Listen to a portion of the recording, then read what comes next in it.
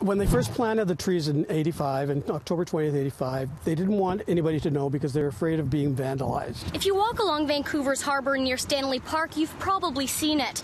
This grove of 4 cherry trees. They were planted in the 80s as part of a memorial, but the reason behind that memorial was kept a secret for over 30 years.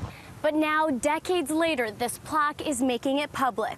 Planted in loving memory of those we lost in the very early days of the AIDS epidemic here in Vancouver. The grove, located near Denman and West Georgia Street, is the first known AIDS memorial in the world. Nobody knew about it until this morning. A small group of men planted the trees in October of 1985.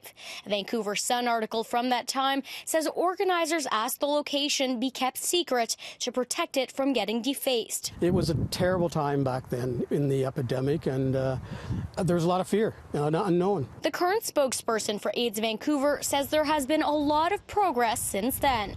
Well, the biggest difference, of course, is back then people were dropping like flies, dying within days of becoming infected and diagnosed.